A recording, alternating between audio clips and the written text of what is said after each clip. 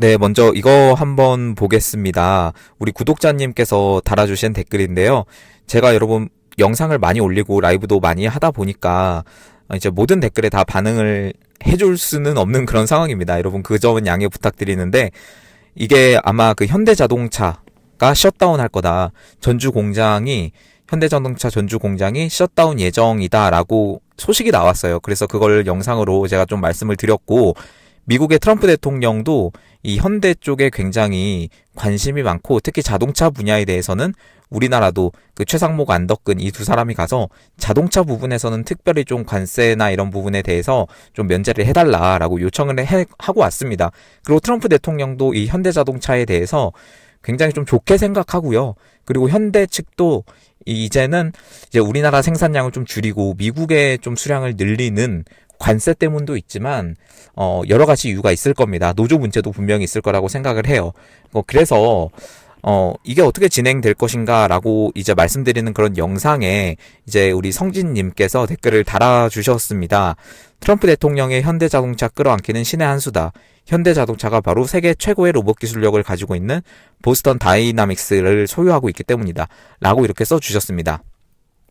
보스턴 다이나믹스라고 하는 회사가 로봇 회사인데요. 굉장히 기술력이 좋고, 이게 벌써 몇 년 전에 현대자동차가 이 회사를 인수를 했어요. 그래서 말들이 많았습니다. 아, 인간을 다 대체하려고 하는구나. 로봇이 벌써 현대자동차가 준비를 하고 있구나 라고 그 정도로만 예상을 하고 말았는데, 여기서 나온 보스터 다이나믹스가 기술은 좋은데 아직 이게 알려진 바에 비해서 이게 상용화되기는 굉장히 어렵다라고 벌써 몇 년 전에 본 기사가 있었는데, 그게 지금에서야 또 이렇게 생각이 나는 것 같아요. 이제 몇 년이 지나서 또 어떻게 진행이 될지는 모르겠지만, 아무튼 이 분이, 우리 구독자님이 달아주신 로봇 기술력이 가져올 예상 효과가 뭐냐면, 비싼 인건비를 대체해서 미국 내 제조업을 강화할 수 있고, 그리고 반국가 세력의 숙주인 노조의 권력과 경제 기반을 약화시켜서 결국 이 반국가 세력의 기반도 약화시킬 수 있다. 그리고 값싼 노동력으로 세계 제조업을 장악하는 게 어디죠? 바로 중국입니다. 거기에 성장 동력을 약화시킬 수도 있고, 그리고 향후에 중국이 아니라 또 다른 이제 값싼 노동력으로 성장을 해서 미국의 위협이 될 수 있는 잠재적 적국에 대한 견제도 용이해진다. 이렇게 굉장히 통찰력 있는 댓글을 달아주셔서 제가 좀 소개를 해드립니다. 굉장히 맞는 말인 것 같고요. 아직 이게 상용화되지는 않았고요. 물론 로봇이 이게 지금 제가 볼 때는요, 맘만 먹으면 다 할 수 있어요. 다 할 수 있는데 아직 안 하는 이유가 역시 또 이런 인간의 어떤 존엄성 문제나 일자리 문제나, 그리고 우리나라 특유의 하청을 주는 그런 경제 구조, 이런 것 때문에 하청의 한 곳만 잘라도 이제 완전히 노조로 돌변을 해가지고 지금도 뭐 현대자동차 울산공장 앞에서는 매일 천막을 깔고 그렇게 부딪히고 있는데, 뭐 이런 문제들이 있다 보니까 현대자동차도 분명히 생각을 했을 겁니다.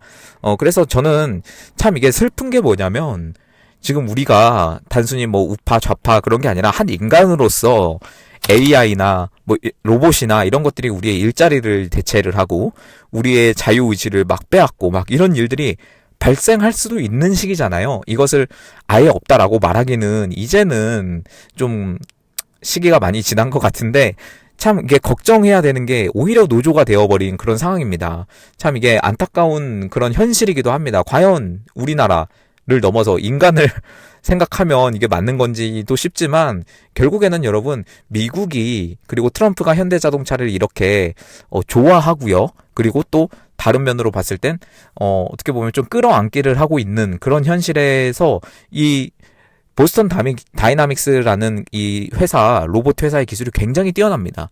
그렇기 때문에 아마 그쪽까지도 생각을 하지 않았을까라고 제가 이 구독자님의 댓글을 보면서 다시 한번 이제 무릎을 탁 치게 되는, 이게 한 3, 4일 전에 달아주신 댓글인데 저도 굉장히 공감을 해서 여러분 소개를 해드렸습니다. 아무튼 현대자동차는요, 지금 미국의 그 수량을 더 늘릴 거라고 많이 예상을 하고 있습니다. 이게 뭐 오피셜하게 나온 거기도 하고요. 네, 그렇습니다. 우리 구독자님 댓글 달아주셔서 정말 감사드립니다. 네, 그리고 다음 소식으로 넘어가 보겠습니다.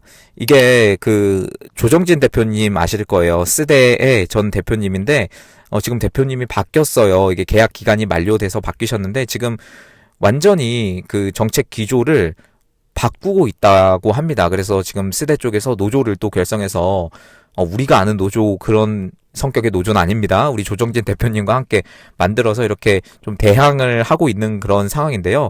이분이 모 채널에서 이제 또 지난번에 삼각지에서 있었던 부방대 발대식에서 또 인터뷰를 해주셨어요. 그런데 엠바고이신 것 같은데 이걸 좀 풀어주셨어요. 미국 측에서 여론조사를 직접 돌렸다고 합니다. 그런데 윤석열 대통령님의 지지율이 68%였다고 합니다.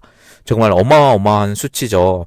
우리나라 여론조사 기관의 여론조사가 믿을 수 없는 이유가 표본 자체가 오염이 되었고, 이거를 선관위가 샘플을 주고요. 그 샘플 명단에 나와 있는 사람한테 전화를 돌린다라고 이 조정진 대표님이 말씀을 해주셨습니다. 솔직히 말씀드리면 우리 1월, 2월, 3월 이렇게 해가지고 윤석열 대통령님의 지지율이 엄청나게 올랐었죠. 엄청나게 올랐는데 언제부턴가 굉장히 정체가 되고 또 50%를 넘으면서 여론조사가 아예 나오지도 않고 막 이랬던 상황 여러분 기억하실 겁니다. 그래서 분명히 더 높은 것 같은데 이게 어떤 식으로 나온 건지를 우리가 알 수가 없었던 거죠. 그런데 조정진 대표님이 지금 인터뷰를 하시기에는 미국 측에서 여론조사를 돌렸는데 실제 여론조사 지지율은 윤석열 대통령님에 대한 지지율은 68%였다. 이런 식으로 말씀을 해주셨습니다. 여러분 단순히 그냥 조정진 대표님의 인터뷰 내용에서 발췌를 한 건데 이거는 여러분 솔직히 느낌은 있지 않았습니까? 여론조사가 좀 이상하구나. 많은 분들이 왜 나는 전화가 안 오냐 라고 하시고 또 저 같은 경우는요 여러분 제 라이브 그때 보셨으신 분도 기억나실 텐데 여론조사라고 해서 저는 받습니다. 원래 모르는 번호를 잘 안 받는 편인데 여론조사 때문에 받아요. 솔직히 말씀드리면 02, 031 이렇게 오는 번호들을 받는데 그때 라이브에서 전화가 와서 여론조사라고 해서 받았어요. 근데 연령 누르고 이제 20대 누르니까 조사 대상이 아니라고 그냥 꺼져버리는. 이게 여러분 그 라이브 때 전화가 왔었는데 이게 한 3-4번 정도 그랬어요. 그래서 나는 도대체 여론조사를 할 수 있는 건지 없는 건지 계속 이런 문제가 있었던 거죠. 아마 내가 우파로 이제 등록이 되어서 전화가 안 오는 건가? 라는 그런 솔직히 말씀드리면 합리적인 의심도 해볼 수 있는 그런 상황이 계속해서 나왔습니다. 우리 구독자님들도 그리고 똑같이 말씀을 해주셨었어요. 여러분들의 사례도 달아주시면 감사드릴 것 같고요. 이거에 대해서인지는 모르겠지만 트럼프 대통령이 다시 한번 SNS에 글을 올렸습니다. 여러 가지로 말을 했지만 일단은 이 언론 여론조사에 대해서 비판을 하는 글을 올렸습니다. 제목이 이겁니다. 언론 여론조사는 가짜뉴스이자 선거 사기다 라고 말했습니다. 업계에서 가장 존경받는 여론조사 전문가 존 맥라플린은 도널드 트럼프라는 사람에 대한 뉴욕타임스의 실패한 여론조사와 ABC, 워싱턴 포스트 여론조사가 가짜뉴스 기관의 가짜 여론조사다라고 밝혔습니다. 뉴욕타임스의 트럼프 2024 유권자 지지율은 37%에 불과하고 워싱턴 포스트나 ABC 여론조사에서도 트럼프 유권자 지지율은 34%다. 부정적인 결과를 기대하지 않는 한 상상도 할 수 없는 수치인데 사실 부정적인 결과를 기대하고 있습니다. 이 사람들은 선거 사기 혐의로 조사를 받아야 하고 그럴 때 트럼프가 뭐라고 했냐면 폭스뉴스 여론조사원도 이거는 포함을 시켜야 된다. 그리고 언론은 타협하고 부패했다. 이 나라에는 더 이상 자유롭고 공정한 언론 자체가 없다. 우리 언론사는 여론조사에 대한 나쁜 기사와 큰 사기를 치고 있다. 완전히 부패하고 타락했다. 슬프다. 라고 이렇게 트럼프 대통령이 말을 했습니다. 여러분 어떻게 생각하시나요? 우리나라 여론조사가 더 심각합니다. 트럼프 대통령님. 여기도 좀 봐주시고요. 진짜 미국도 난리도 아니었지만 여러분 미국 대선 기억나실 겁니다. 지난 11월에 있었던 미국 대선이었는데 선거 전날까지만 해도요. 해리스랑 트럼프가 박빙이다. 심지어 많은 곳들이 해리스의 압도적인 승리를 점치기도 했습니다. 근데 결과는 뭐였죠? 트럼프가 그냥 압도적으로 이겼습니다. 여러분 이게 너무나 잘못된 거 아닌가요? 아니 조금 틀리면 뭐라 그러지도 않아요. 해리스가 이긴다고요? 압도적으로 완전 반대의 결과를 여론조사로 내보낸 미국 언론사고요. 그리고 우리나라 언론은요, 특징이 뭐냐면 그러한 미국 언론의 그런 기사들을 받아쓰기 식으로 거의 그렇게 하고 있습니다. 여러분 정말 말이 안 되는 그런 상황이 지금 있고요. 여러분 어떻게 생각하실지 모르겠지만 지금 중도가 있는지는 모르겠지만 제가 중도라고 안 하고 정치 무관심층이라고 표현을 할게요. 이 정치 무관심층들은요, 이 기존의 미디어, 언론에 대한 그 의존도가 굉장히 높습니다.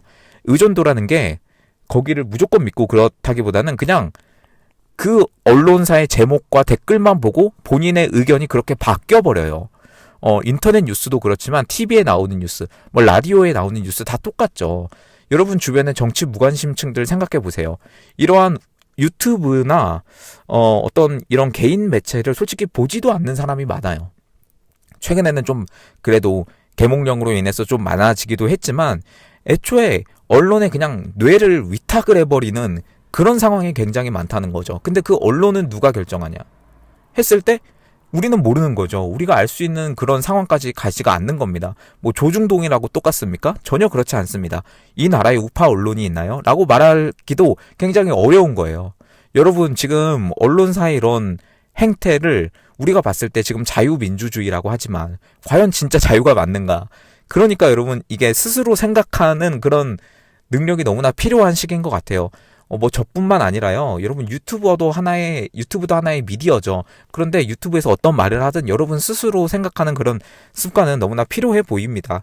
앞으로도 그렇기 때문에 이렇게 우파 유튜브들에 대한 알고리즘 탄핵이나 뭐 이런 것들이 계속해서 자행이 될 것 같고, 제가 이렇게 주장을 합니다만 여러분들도 느끼시는 게 많을 거예요. 어떤 분들은 알람이 안 간다, 알람이 안 온다 이런 말도 하시고, 뭐 댓글을 썼는데 댓글이 사라진다 뭐 이런 말도 하시고, 전에는 이렇지 않았는데 뭔가 좀 바뀐 것 같다, 좀 안 뜬다, 그리고 오히려 좌파 유튜브들이 뜬다 막 이런 말도 하시고, 여러분들 저도 어느 정도 공감을 하는 말인데요.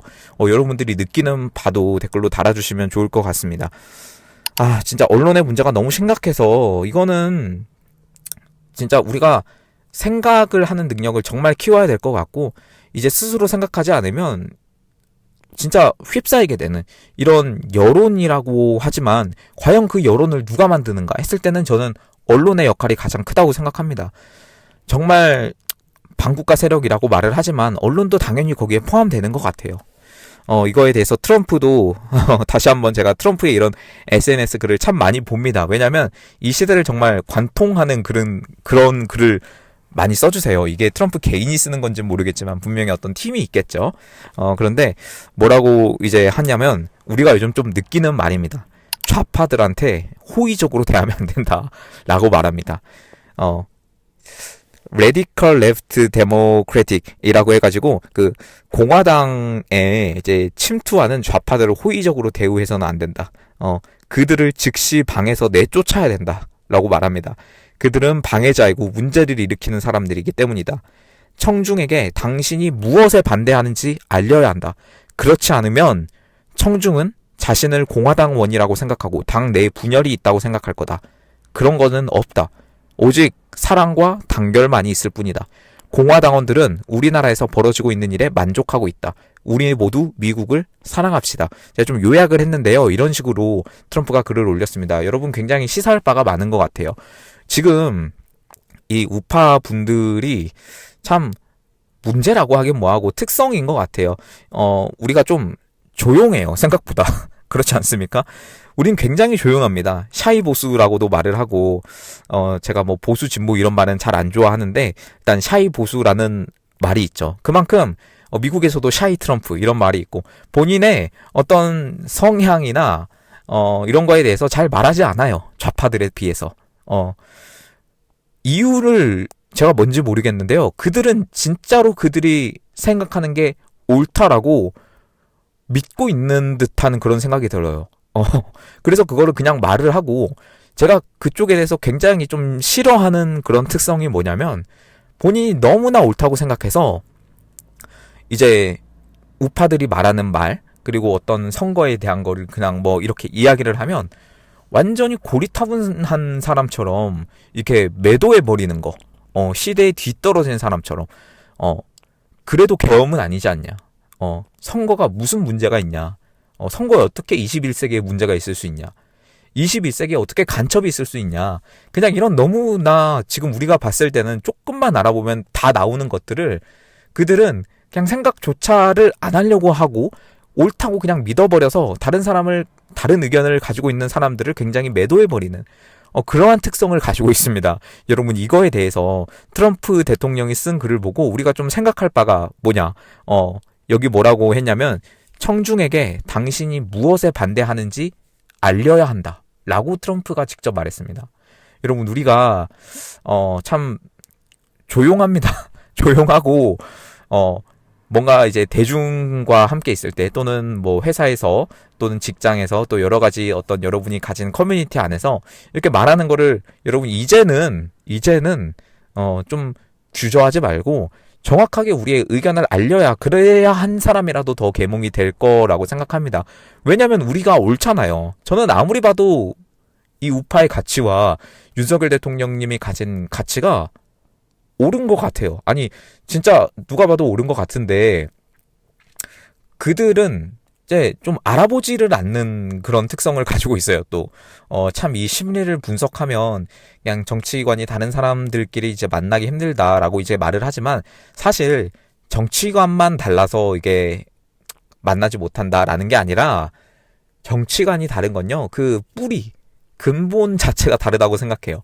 정치관이라는 그 우파 좌파라는 게 이제 이파리로 나무로 치면 드러나는 거지, 사실 그 밑에 보면 세상을 바라보는 관점이나 사회를 바라보는 관점, 뭐 개인주의, 단체주의 해서 그 뿌리, 가족에 대한 신념, 사회에 대한 신념, 자유에 대한 가치, 이런 것들이 완전히 다 달라져야만 이파리가 오른쪽으로 나냐 왼쪽으로 나냐 이게 달라지는 것 같아서, 여러분, 그렇기 때문에 이게 정치관이 다르면 못 만난다라는 게 단순히 정치관만 다르면 못 만난다라는 게 아니라, 이 생각 자체, 관점 자체가 다르기 때문에 결국에는 부딪힐 수밖에 없구나라는 생각이 요즘엔 많이 들어요.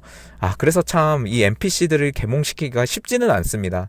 정말 쉽지는 않고요. 많은 분들이 이제 욕도 하시고 우리 구독자님들도 그렇고, 그들을 언제까지 희망을 가질 거냐라고 말을 하십니다. 그런데 여러분, 그럼에도 저는 해야 되는 것 같아요. 왜냐하면 윤석열 대통령님이 계몽령 하셨을 때 어떤 심정으로 하셨을까요? 어떤 심정으로 모르셨을까요? 그때는 지금보다 훨씬 많은 정치 무관심층들이 있었고, 심지어 이 우파 진영에 있는 사람들도 윤석열 대통령님에 대해서 안 입곱게 보는 시각들이 있었고, 그런 상황에서 계몽령으로 지금 우리가 이렇게 변화를 하지 않았습니까? 그런 상황에서 여러분, 저는 그 뜻을 받들어서라고 하긴 좀 뭐하지만, 우리 윤석열 대통령님의 그런 결단에 저는 좀 동참하고 싶다라는 마음이 계속 듭니다.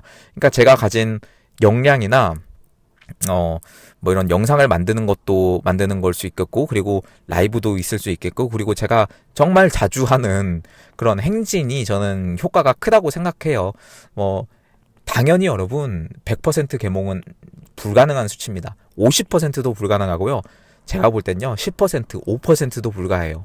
그러나 그 중에서 한 3%, 한 우리의 행진을 보고 있는 1%만이라도 저 사람들이 도대체 왜 저러고 길거리를 돌아다니냐 시끄럽게 라고 생각해서, 궁금해서 검색이라도 해보면 저는 그것만이라도 성공이라고 생각합니다. 진짜 단 한 사람이라도, 단 한 번 행진에 단 한 사람이라도. 여러분, 그렇기 때문에 제가 행진을 계속 하고 있습니다. 오늘 저녁에도 할 거고요. 여러분, 앞으로도 계속 지켜봐 주시면 감사하겠습니다. 네, 오늘은 제가 조금 대본 없이 이렇게 라이브식으로 영상을 만들었는데요. 여러분들 편하게 들어주셨으면 감사하겠고요. 말씀드린 것처럼 지금 이 우파 유튜버들에 대한 이런 알고리즘 탄핵이 계속해서 진행이 되고 있습니다. 언론도 마찬가지고, 진짜 이제 뭐 완전히 제가 그 조정진 대표님의 말씀을 팩트 체크를 할 수 없는 게 어디서 한지 몰라요. 그냥 이 인터뷰만 듣고 말씀을 드리는 거지만, 저는 실제로 당연히 윤석열 대통령님의 지지율은 발표된 것보다 훨씬 높았을 거라고 생각합니다. 근데 68%라는 정확한 숫자를 말씀해 주셨으니까 일리 있다라고 저는 그 정도로만 말씀을 드릴 수가 있겠습니다. 네, 여러분은 그렇기 때문에 이 우파 유튜버 미디어를 좀 지켜주시고요. 이 생태계를 위해서 여러분 멤버십 가입 한 번씩 부탁드리겠습니다. 그리고 계좌로 계속해서 후원해주시는 분들 정말 감사드리고 그분들 덕분에 제가 이렇게 영상 계속 만들고 라이브도 할 수 있는 것 같습니다. 네, 여러분 정말 감사드립니다. 마지막으로 영상 하단 참고 부탁드리고요. 오늘 영상은 여기서 마무리하도록 하겠습니다.